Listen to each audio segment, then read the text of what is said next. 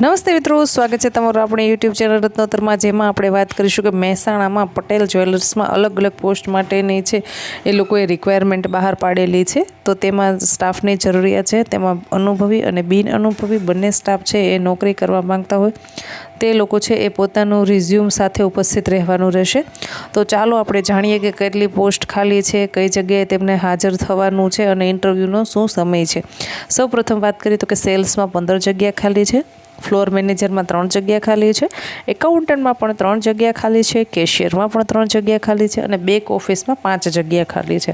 તો આ રીતે જગ્યાઓ ખાલી છે. હવે તેમાં અનુભવી અને બિન અનુભવી બંને જઈ શકે છે.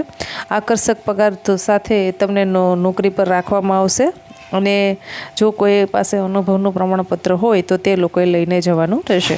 આના માટે શું લાયકાત જોશે તો ભાઈ સારી કોમ્યુનિકેશન સ્કિલ હોવી જોઈએ, તમારા પાસે બેઝિક કોમ્પ્યુટરનું નોલેજ હોવું જોઈએ અને તમને છે મેલ અને ફિમેલ બંને આમાં આવકાર્ય છે. એટલે જો મહિલા અને પુરુષ જે લોકો આમાં નોકરી કરવા માંગતા હોય તે બંને આવકાર્ય રહેશે. હવે તમારે તમારું રિઝ્યુમ ફોટો લગાવી અને તમારે ઇન્ટરવ્યૂનું એડ્રેસ છે એ જણાવવું, ત્યાં ઉપસ્થિત રહેવાનું રહેશે.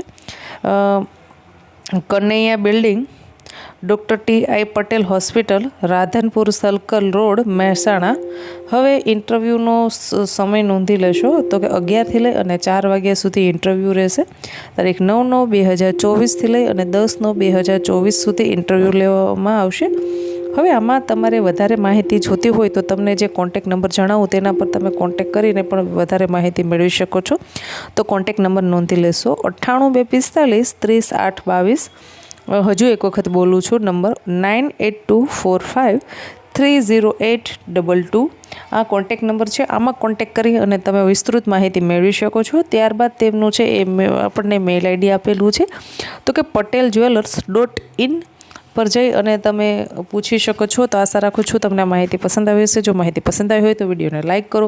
હજી સુધી આપણી યુટ્યુબ ચેનલને સબસ્ક્રાઈબ ના કરી હોય તો સબસ્ક્રાઈબ કરો અને વધુને વધુ લોકો સુધી વિડીયોને શેર કરો, જેથી કરીને કોઈ જરૂરિયાતમંદ વ્યક્તિ સુધી આપણો આ વિડીયો પહોંચે અને તેને એક રોજગારીની તક પૂરી પાડી શકાય. ધન્યવાદ.